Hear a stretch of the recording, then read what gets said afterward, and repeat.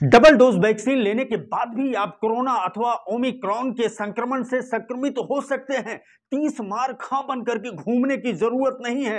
आपको एहतियात बरतना पड़ेगा, मास्क लगा करके रखना पड़ेगा, सैनिटाइजर का यूज करना पड़ेगा, भीड़ से बचना होगा। अगर आपके जहन में ऐसा है कि हमने डबल डोज लिया है, कोरोना या ओमिक्रॉन हमारा कुछ नहीं बिगाड़ सकता, तो ये आपकी गलत फहमी है, संक्रमित हो सकते हैं। अगर इम्यूनिटी पावर आपके शरीर की कमजोर है तो यह खुलासा किया है स्वास्थ्य महकमे के एक अधिकारी ने। हम सुनते हैं सबसे पहले उसकी बात।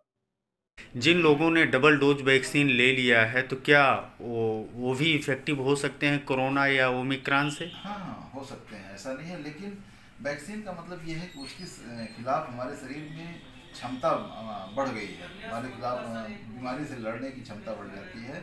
लेकिन ऐसा नहीं है वो बीमारी नहीं हो सकती है, लेकिन बहुत उसका इफेक्ट बहुत कम रहेगा, वो चीज़ नहीं रहेगी। जैसे ट्यूबरकुलोसिस का वैक्सीन हम लोग छोटे बच्चे से ही लगा लेते हैं, तो ऐसा नहीं उस बच्चे को टीबी कभी लाइफ लॉन्ग में नहीं हो सकती है। अगर इन्फेक्शन कहीं हुआ, बस ये है कि उसके खिलाफ उसके शरीर में अधिक क्षमता है, लड़ने की क्षमता अधिक है, नहीं के बराबर है, लेकिन अगर हो जाएगी तो उसका भी ट्रीटमेंट है। इसलिए उसको इम्यूनिटी बढ़ाती है। यह थे अंबेडकर नगर जिले के अपर मुख्य चिकित्सा अधिकारी डॉक्टर रमानंद सिद्धार्थ। उन्होंने यह कहा कि आज पूरे देश को एहतियात बरतने की जरूरत है। उन्होंने यह भी कहा कि विदेश से जो भी लोग आ रहे हैं उनके ऊपर पैनी नजर रखी जा रही है। अभी तक 772 लोग अंबेडकर नगर के जो विदेश में रहते थे वहां से वापस आए हैं। उसमें सऊदी अरब के सबसे ज्यादा 378 लोग ऐसे हैं जो सऊदी अरब से यात्रा करके लौटे हुए हैं। और इसके अलावा बहरीन से 11 लोग, कुवैत से 53 लोग, गल्फ कंट्री से 180 लोग, ओमान से 30 लोग। इस तरह एक लंबा आंकड़ा उन्होंने बताया कि 772 लोग विदेश से यात्रा करके अंबेडकर नगर में जैसे लौटते हैं उनकी तुरंत टेस्टिंग की जाती है। टेस्टिंग करने के बाद उनके ऊपर नजर रख रहा है स्वास्थ्य विभाग। उन्होंने कहा इस समय अंबेडकर नगर जिले का स्वास्थ्य महकमा 3T पर काम कर रहा है। 3T, टेस्टिंग, टेस्ट और ट्रीटमेंट।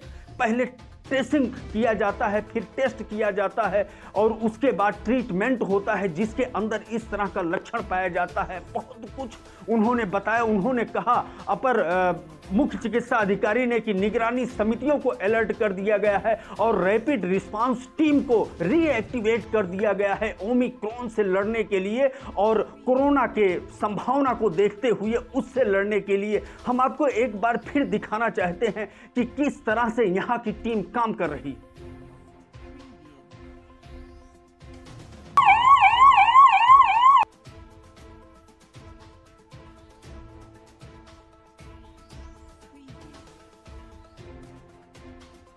स्वास्थ्य महकमे के कर्मियों को सबसे पहले बूस्टर डोज दिया जा रहा है। इसके अलावा उन्होंने बताया कि जो टीन एजर्स हैं 15 साल से लेकर के 18 साल तक के किशोरों को दिया जाने वाला डोज 1 तारीख से रजिस्ट्रेशन, 1 जनवरी से सौगात के रूप में नए साल में उन बच्चों का रजिस्ट्रेशन किया जाएगा और 3 तारीख को उनको वैक्सीन का डोज दिया जाएगा। क्या कुछ कहते हैं अपर मुख्य चिकित्सा अधिकारी डॉक्टर रमानंद सिद्धार्थ। एक बार फिर चलते हैं उनके पास।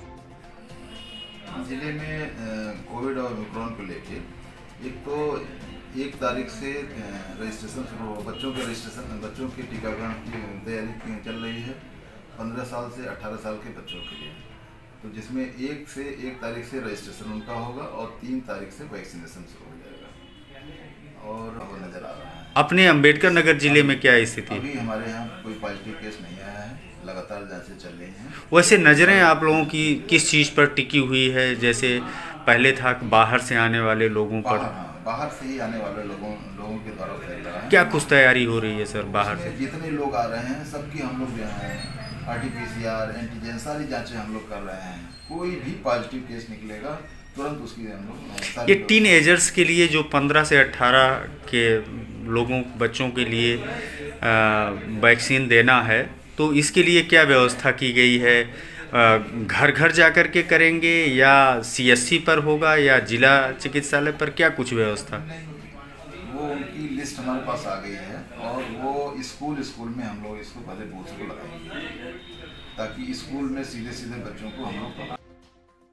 इसके अलावा अपर मुख्य चिकित्सा अधिकारी ने बताया कि गांव से लेकर के शहर तक सर्दी जुकाम बुखार से पीड़ित लोगों पर नजर रख रही है निगरानी समिति और रैपिड रिस्पांस टीम नजर रख रही है। उन्होंने यह भी कहा कि अब पिछले वर्ष की अपेक्षा कैजुअलिटी में कमी आएगी, क्योंकि जो ऑक्सीजन की तकलीफ थी, इस समय जिले में जरूरत से ज्यादा ऑक्सीजन का उत्पादन शुरू हो गया है। उन्होंने बताया कि मेडिकल कॉलेज, जिला अस्पताल, CSC Jalalpur, MCH wing Tanda में जो ऑक्सीजन के प्रोडक्शन केंद्र लग गए हैं, इससे जबरदस्त ढंग से ऑक्सीजन का उत्पादन हो रहा है। बहरहाल अंबेडकर नगर जिला कोरोना और ओमिक्रॉन से लड़ने के लिए पूरी तरह से तैयार दिख रहा है। बस आपका साथ चाहिए कि आप पूरी तरह से अपने आप को प्रोटेक्ट करें और मास्क लगाते हुए, सैनिटाइजर का उपयोग करते हुए इस मुसीबत में एक फाइटर की तरह लड़ने में सहयोग करें।